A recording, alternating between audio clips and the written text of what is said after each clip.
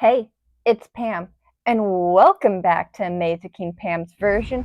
Today we are going from Target Field Stadium back to US Bank Stadium. We did US Bank to Huntington Bank Stadium last time. You can find that in part one. Target Field Station is the first stop on the Green Line as it heads towards St. Paul.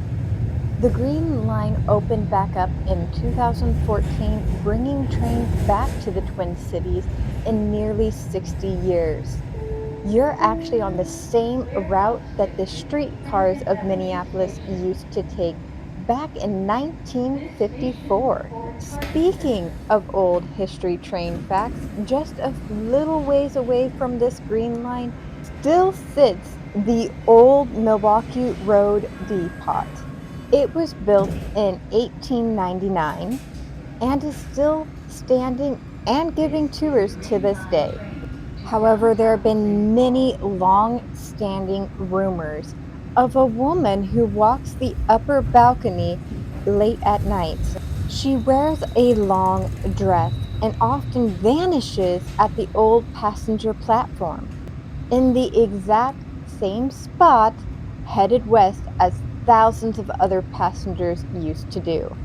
Don't look down because below the streets of Minneapolis in the 1900s, tons of utility tunnels were built. Now many of those tunnels have been abandoned and sealed off because people kept sneaking in and coming out terrified. Workers reported hearing footsteps and multiple voices from parts of the tunnel that haven't been used in years. Minneapolis is actually a hub for the paranormal, including the Nicollet Mall also has a little bit of ghost history. In the 1970s, there used to sit a department store in the old Donaldson building that the workers refused to work the night shift because of a particularly powerful spirit that used to cause the lights to flicker and the elevators to run on their own, and even objects being moved when the spirit was angry. In 1982, when the building burned down, Whoa, that's not normal. Hopefully round two, maybe? The train just had to come to like a sudden jerky stop, and I don't know if it was because of like a stoplight or another passenger, but yeah. Oh shoot, I just realized both trains are stopped. Huh. Odd. And we're oh moving again. my, Gotta maybe falsely some buzz of now. these spirits These are trains do hanging not like around. running But to late. continue the story, the scariest part was when the building was burning, firefighters even reported of hearing someone scream for help, help, even though nobody was in the building.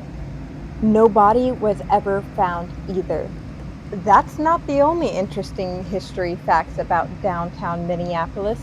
In the 1940s to 1960s, it was filled with flop houses, bars, and a whole lot of crime. The city actually ended up demolishing it in 1960, but that did nothing to stop the gangs and the crime from continuing. It caused the crime to spread outward, ultimately bringing street crew activity to the whole city. Where US Bank Stadium sits today actually used to sit a very famous place you may have heard of, Skid Row. It was a place where crime, bootlegging, and street crews used to gather. There was one man slash gangster that was feared from the 1930s through the 1950s, the Kid Can era. This man was one powerful racketeer. He controlled the liquor distribution, the nightclubs, and even political influence. He was even tied to bombings, extortion, and corruption. The Kid Can ran the Gateway in his era. It was a pretty rough time. In 1934, Minneapolis had the Teamster strike, one of the most violent labor crashes in U.S. history. Police opened fire on unarmed workers and 2 were killed. Dozens were injured, and so thus the Armory was built as a National Guard fortress in 1935.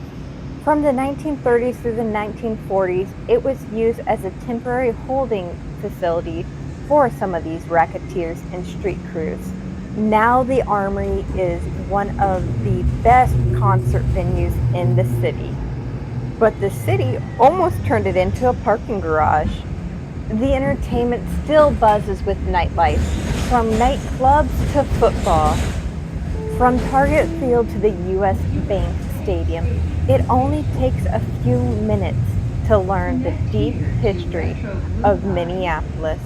There are still plenty of stories and history for me to go over. However, we have arrived at our destination of the U.S. Bank Stadium, where the Vikings concert and all kinds of chaos still exist within the city's loudest nights. Thank you so much for riding along with me during this part 2. Minneapolis is always moving, and so are we, so make sure to smash that subscribe button for me. It's free for you to do and really helps me as a creator bring out these videos. Where should I take you next? Do you want to see some murals of the Twin Cities? Or would you like to see the actual museums of the Twin Cities? Till next time, Strays.